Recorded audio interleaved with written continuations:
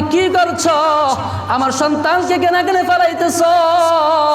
সন্তান ডাক দেয়া বলে সেই কড়াইয়ের মধ্যে থাইকা, ও মা, হাতের কুমুচু করে ডাক দেয়া বলে, মা চিন্তা করো না, চিন্তা করো না, তোমাদের চোখের সামনে যদি এটা গরম পাতিল, গরম কড়াই, গরম তেল, কিন্তু এখানে ঢুকে প্রবেশ করার সাথে সাথে আল্লাহ এটাকে জান্নাতে রূপান্তরিত করে দেয়।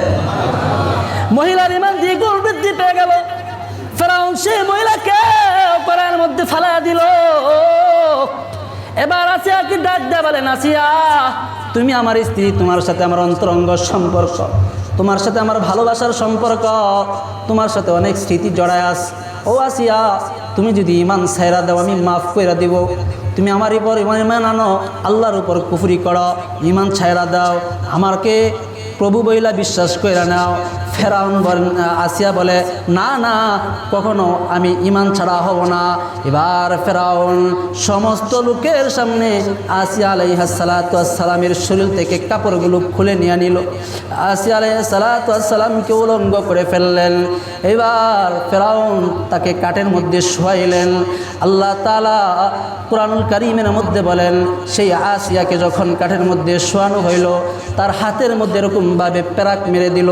ডান হাতে প্যারাক মারলো, বাম হাতে প্যারাক মারলো, পায়ের মধ্যে প্যারাক মারলো, হাত পায়ের মধ্যে প্যারাক মেরে দিল। প্যারাকগুলো একদিকে ঢুকে আরেক দিক দিয়ে বের হয়ে যায়, রক্তগুলো এরকমভাবে বের হয়ে যেতে লাগলো। আসিয়া আলাইহিস সালামকে সেই কাঠের মধ্যে প্যারাক মেরা সেই উত্তপ্ত রোদের মধ্যে ফালায় রাখলেন, তার শরীরের মধ্যে পাথর চাপা দিয়ে রাখলেন।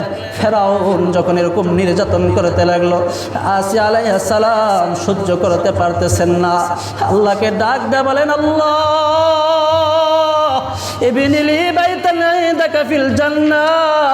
আল্লাহ, দুনিয়াতে আমি কষ্ট সহ্য করতেছি, আল্লাহ তোমার কাছে আমার জন্য একটা জান্নাত নির্মাণ করে দাও। আল্লাহ ওয়ানাজ্জিনি মিনাল কওমিজ জালিমিন, জালেম সম্প্রদায় থেকে আমাকে মুক্তি দেয়া দাও আল্লাহ।